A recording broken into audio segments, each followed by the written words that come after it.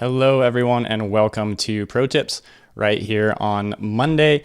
My name is Alex Hogue and I am going to be walking you through a proxy workflow inside of Premiere. Thanks so much for tuning in. We got a lot of conversation happening in the chat already. I see Umacorn, Robert, Joshua, Apruva. Don't know if I said that right, sorry. Voodoo Val, but thanks everyone for joining in. There is a lot to cover, as I was kind of mentioning in the chat. I could talk about this for an hour, so let's go ahead and jump in. And I made this really sweet presentation actually in Adobe Express. So let's dive in, and I want to just cover what we're going to be kind of going over. So what is a proxy? So a proxy is actually a copy of your footage that is transcoded to an intermediate codec.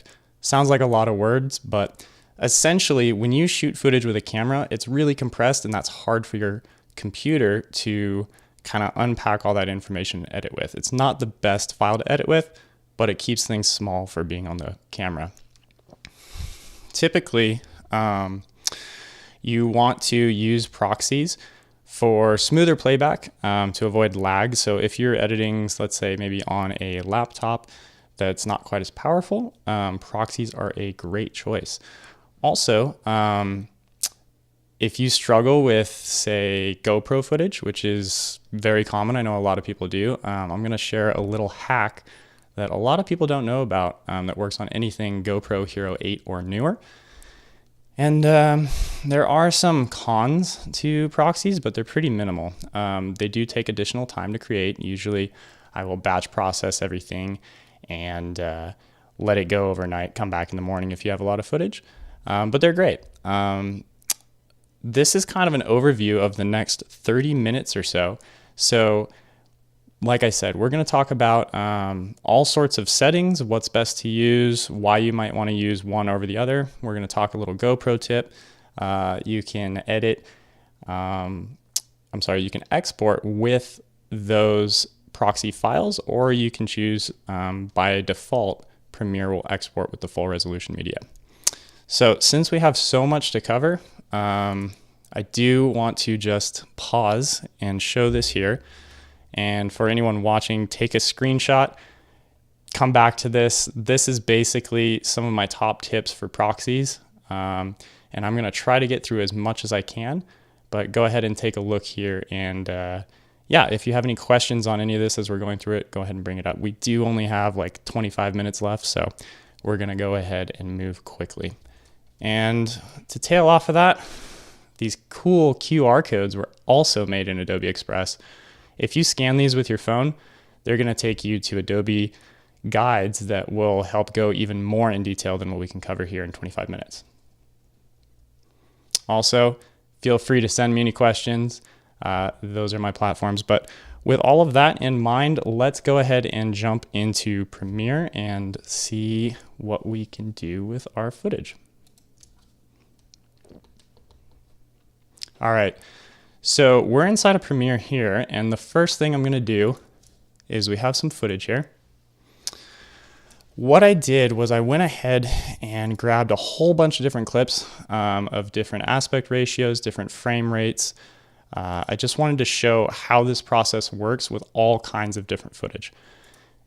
So I'm going to grab all my clips here. I'm going to drag them in. So we got 4:3, which is giant, like 5K footage. We have vertical footage here. You can see the resolutions here as well as the frame rates. And this is actually this clip here of my friend. This is actually 4K 120, but it's shot on a Canon R3, which the computer I'm on is pretty powerful right now, so it doesn't struggle too much, but prior to November, I was on a different computer. I couldn't even play this footage back without making proxies. It was 100% necessary. So unless you have like a $6,000 computer, proxies are going to be your friend. We also have some kind of unusual sizes here, true 4K. And what we're going to do for the proxy workflow, yes, QR codes. They're awesome, and I had no idea that you could make them inside of Express, so that's really cool. Go check it out. They're making a comeback too, so going back into it. So let's go ahead and make proxies. So as we discussed, basically a proxy is a different transcoded file. So we're gonna select all of our clips here, right click, and let's see, go to Proxy, and we're just gonna go to Create Proxies. So we get a couple options here. We have frame size, full, half, quarter, and custom. Custom you can set your own. I typically, since these are smaller files, I like to just go with quarter. And then preset, I would recommend going with ProRes. So some people might say, hey, but a H.264 MP4 file, that's going to be a smaller file. Therefore, maybe it would play better. But the reality is, in my experience, ProRes is an intermediate codec, so it actually is made for editing and that sort of stuff. So definitely, I would default to ProRes. We also have some other settings here, but let's just, for the sake of this stream, we'll go ahead and go with ProRes. Now, watermark, what is that? Watermark, basically, when it creates that new copy of your footage, it will put a proxy icon in the lower left-hand corner. You don't have to do that. I do recommend having it on though, because sometimes certain types of footage, it can actually be hard in Premiere to distinguish the original from the proxy just because the quality is still pretty good and you're looking at it on a small screen. It varies, but in general, I would recommend doing a proxy icon. Location. Now, some people do it, right next to the media. So wherever the initial clip is stored, a lot of people will tend to put it in that same folder. I recommend in the original folder, but in a proxy folder. The reason for that is that, especially in my experience with clips like GoPro, where you might have a whole bunch of very similar named clips, eventually, if you have multiple cameras of that, you'll get clips that are named very, very similar or the same, and that can confuse Premiere when it goes to reattach proxies. So this is just one initial step to kind of just keep everything organized. Yeah, so we're gonna go ahead and hit OK.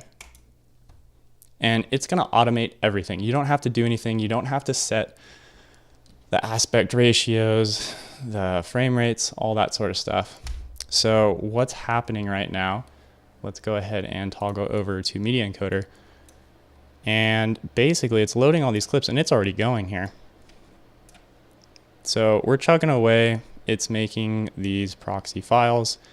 And what's gonna happen is it's actually going to automatically attach those proxies to these files here.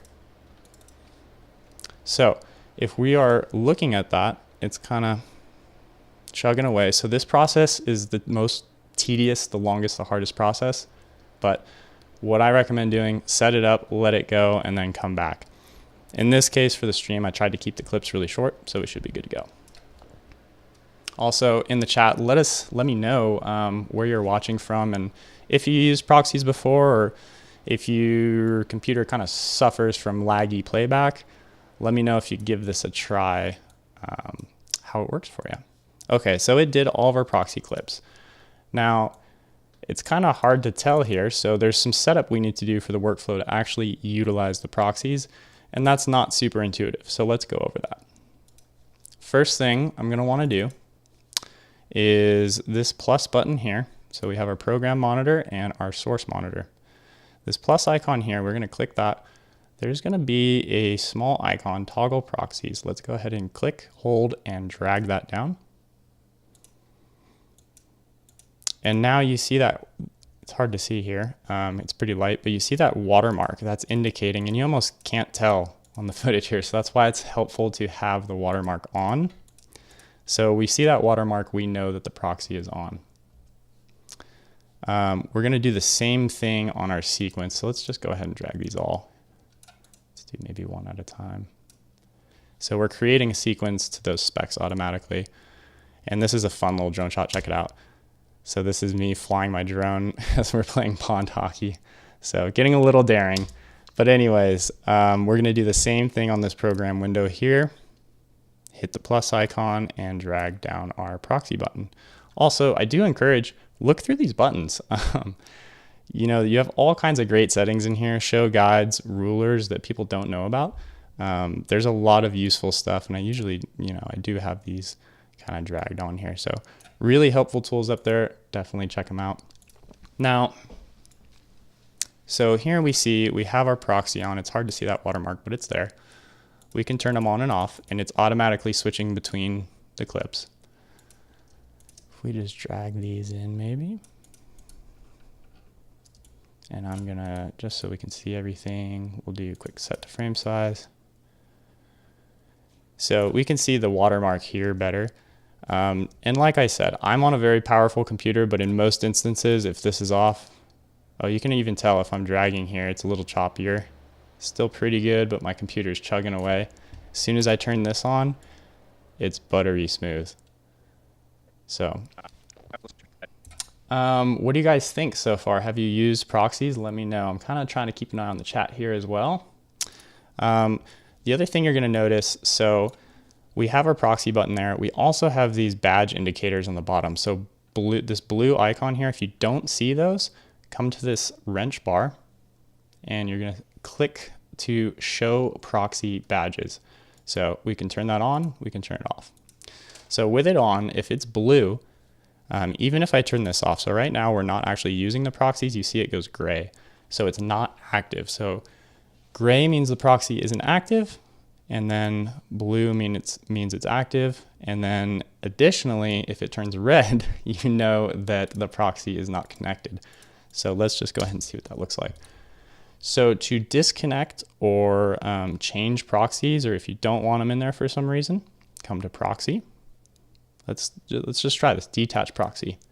So now it is also gone with no badge, meaning there's nothing there. Now what if I want to reconnect that? Or what if I just want to see, oh, maybe I made proxies for some of these, but not others. So I want to show you how you can edit this metadata to easily see that. So I have all this information here. I actually have it already added right here.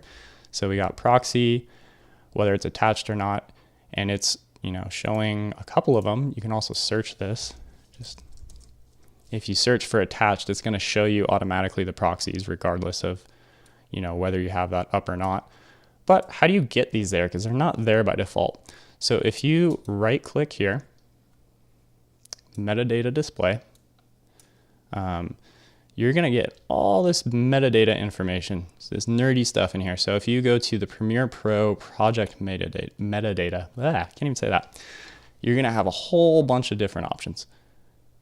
Yes, Joshua, definitely give proxies a try. They're a lifesaver, especially with cameras getting bigger and bigger resolutions. So back to the metadata here. What you're going to do is scroll down, and I actually, there's a whole bunch of these turned on by default. I don't use them. So I went through and turned off a bunch, like media start, media end. I don't really need that right away.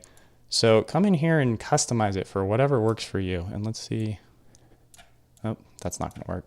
So the ones you want for this particular instance are the proxy ones. So you scroll down a bit. You can turn on proxy file path, which is going to tell you the file path to where the proxy file that you created is stored. Also, proxy media file name. You don't necessarily need these right away, because if you generated them, you know they're going to be in the same place, just in a proxy folder. And to see what that looks like, actually, let's go ahead and pull that up. So here was all of our original footage. It just made this folder here, proxies. And what it does is it renames them. So you can see here, this was the name of it, and it added underscore proxy. That's really important because when you're looking in the browser, it's really hard to tell, almost impossible. You'd be like, which one is which? So that helps keep you informed on top of, you know that it lives in that proxy folder. So coming back to our metadata, go ahead and turn on whichever settings you want, and you have a couple proxy ones here, but if you actually scroll down a little bit further, come all the way down, you're going to see proxy, and this is the one I use the most. And that just tells you the status of the proxy. Is it attached or is it not? And that's what you see right here. And that's just a good indicator to know. All right, so we're missing one. This one's not attached. Let's go ahead and go through what that is like to reattach. Proxy, attach, and it's on my other monitor here. It's going to bring up this window. So it's saying, hey, we want to know where this clip is, pond hockey.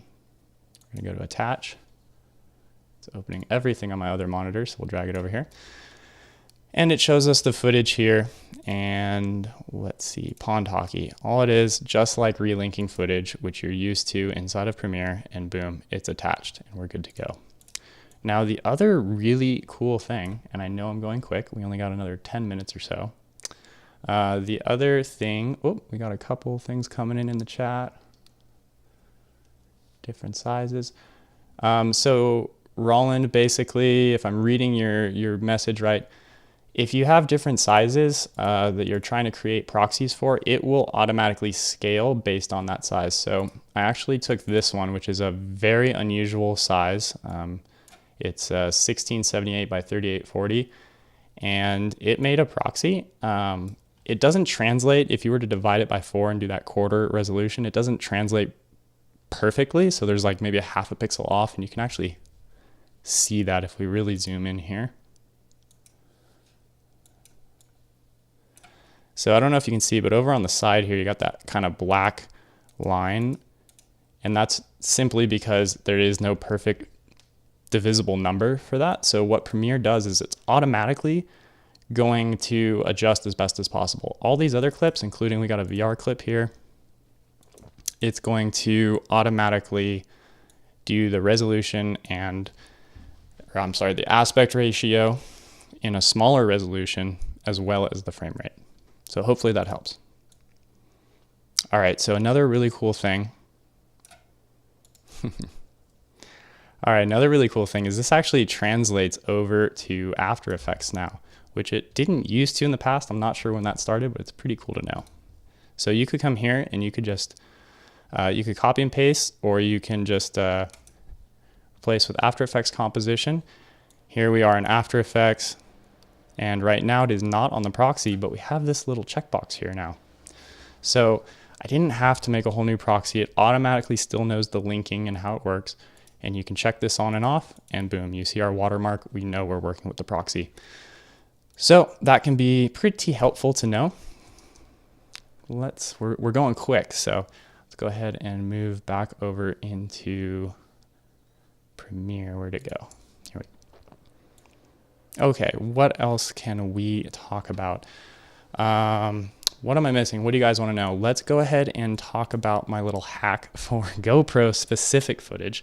I have tried this with other drones and cameras, and it doesn't carry over quite as well because typically in preview files there are missing frame rates. It's a variable frame rate, so it doesn't always work, but it does work with GoPro Hero 8 and newer. Let's go ahead and look at what I'm talking about. So instead of having to generate proxies for GoPro footage, what you can do with, again, anything Hero 8 and newer, you have these LRV files, and everyone's always wondered, what are those? Well, one of the benefits of working at GoPro for a long time, LRV files are the preview files that the camera makes, so you can preview the video on your phone. These LRV files are actually tiny little proxy files, but you need to know how to access it. So how do you do that? All it is, it's really simple. You notice this is the exact file name. This is the preview file for it.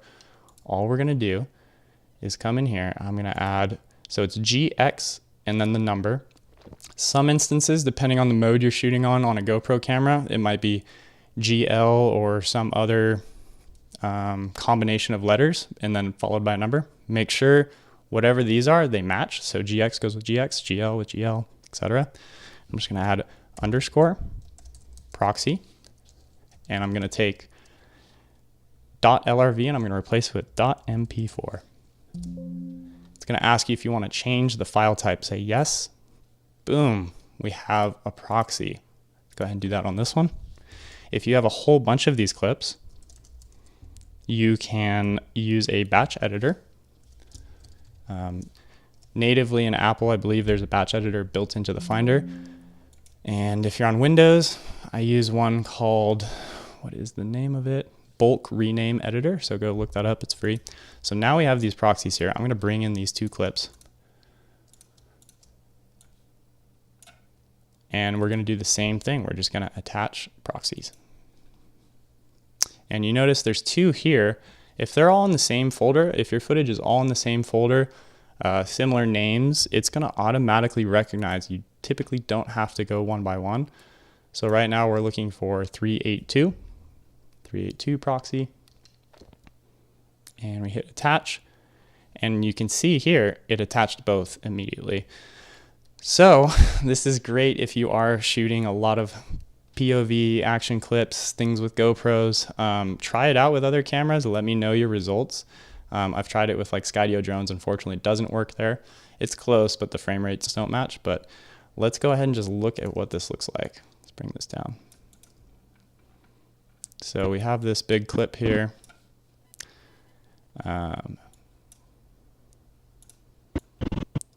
So the proxy, there we go. And on this, you'll notice obviously there's no watermark because we didn't recreate it. But you can see here, this is the regular footage. This is some motocross or single track, not motocross riding I did last summer. And we can toggle this on. You instantly see that quality difference. So in this case, you can clearly tell which is which. Let's see here. Trying to catch up on some of the comments. Yes, Roland. So yeah, they are. The proxies are recognized in Premiere as well as After Effects. Even with that, copy and paste works as well. So what else can we talk about? Let's go ahead and take a look. I know I had a whole bunch of stuff and I unfortunately didn't have time to go into all of it, but you can. We won't have time to go into everything, but you can actually set auto-encode watch folders for proxies as well. So you can set up custom presets. So that way, what that means is you basically set up a watch folder, something like this. You just label it and then you set watch folder by coming to this tab here, and you can add one in. And what that does, unfortunately we won't have time to go over it here, but what that does is anything you drop into this folder, it'll automatically start processing it based on the settings of a preset you make. If you want to learn more about that, definitely, where is my little resources? Let's see here. So if you want to learn more about that, check out these links, and it can go much, much more in depth. It is a little bit complicated, but if you're working with proxy workflows commonly, definitely something to address. So something else we can chat about really quick. What if, that's one way you can drop things in. If you're using the media browser and you bring in your footage, you can actually navigate to your footage, and you will see there is an icon, this check button here. You can hit ingest and you can set up auto-ingest settings for proxies, and then anytime you bring this in, it'll automatically do it as well. So if you're bringing this footage into your project, you can set it up so it'll automatically automate. So pretty cool. Now finally, one other thing I'd like to discuss is some common things just to note. So anytime you are using an effect that is an analysis effect, so something like warp stabilizer, which is a commonly used one, Premiere will automatically know to use the full resolution media for stuff like that. So absolutely crucial and great to know. Additionally, you can export when you go to, here we go, computer's struggling a little bit. We'll wait for this to load, and we're almost out of time. Let me know your thoughts on this if you're going to try out proxies. By default, Premiere, you don't have to check proxies on or off. Premiere will automatically export with the full resolution media. If you want to save time and not wait for renders and it's just a review, come into this general tab under the export and check use proxies. That will ensure that the proxies are used in your export, and it goes really quick. So we are about out of time. Let me know what you thought. Let me know if you're going to use proxies. And wow, there's a lot more I wanted to cover. Be sure to come back to kind of these key tips right here. And yeah, I think that's about all we have here. So if you have any questions, feel free to shoot me a message. I'm happy to help.